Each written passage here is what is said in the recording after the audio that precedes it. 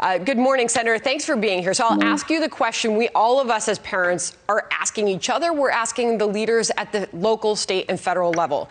Can our kids get back to school safely? Will this happen? Well, I think it's pretty clear by now that the people running our schools and our states are not going to open up schools as long as infection rates are at a certain level. So I think that puts the onus on all of us, whether you believe it's safe or not, to do everything we can to bring the infection rates under control. That said, I will tell you that I hope as we make these decisions that it undergoes a cost-benefit analysis.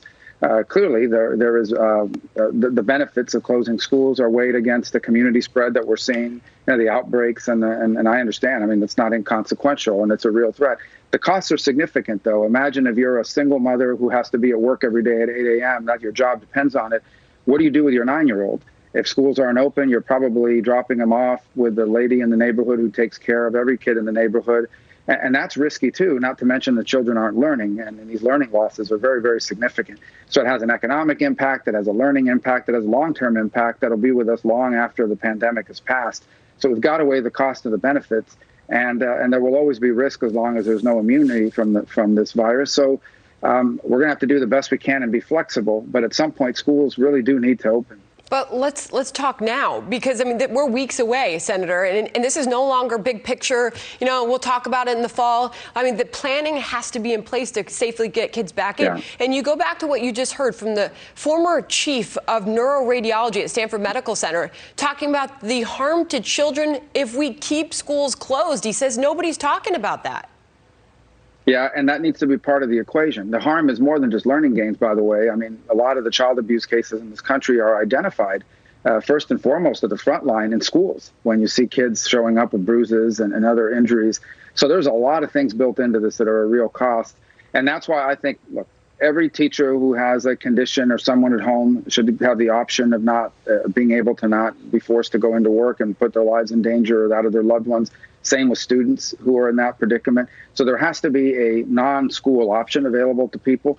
But I do believe we have to work extra hard to be as flexible as we can to figure out a way to get those who do need to be in school into a brick and mortar facility so they can learn. This is particularly important for working families. And I think more affluent families, this is a big hassle, but they can, I think they're going to figure it out. The ones who are going to be really impacted are working families and low income families and who just don't have those options available to them. But what can we do realistically? I mean, talk details. You're a senator in a state that is dealing with a spike in cases right now. Florida's a mess. I mean, there's no doubt. You can put it up on the screen. Cases in Florida, 282,435. That is more cases than all but 9 countries around the world, 4,277 deaths. You just heard the doctor talking about the low risk to children. So he says get them back into the classroom. So what details can you provide us about doing that? How do you keep the teachers safe? How do you get them back into the brick and mortar, as you said? Well, a couple points. The first is that Florida's an enormous state. We have 67 counties, and we have a number of counties that find themselves in the situation you're describing. And then we have counties that are not in that place. And I think those counties should move forward with the ability to start school on time.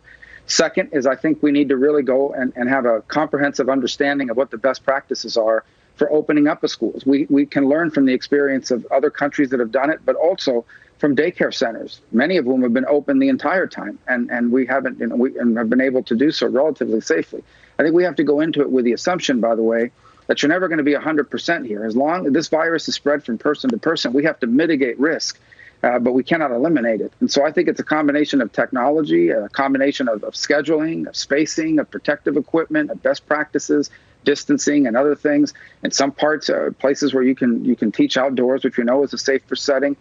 I don't think that there has been established sort of this best practices criteria for places that do need to open.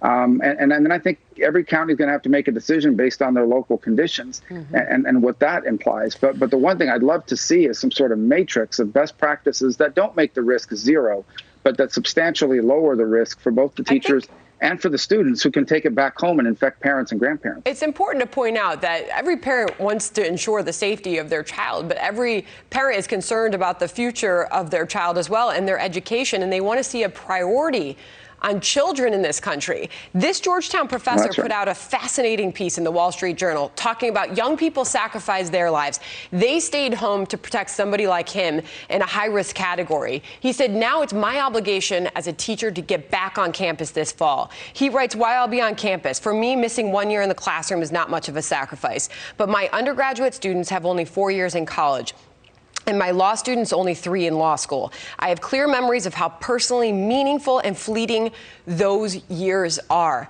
Those are the conversations we want to hear. We know that there's risks, but we do want to get the sense of urgency that these teachers, superintendents, and then, of course, the mayors and the governors of these states are placing urgency on this and prioritizing kids and prioritizing education. Final thoughts, Senator.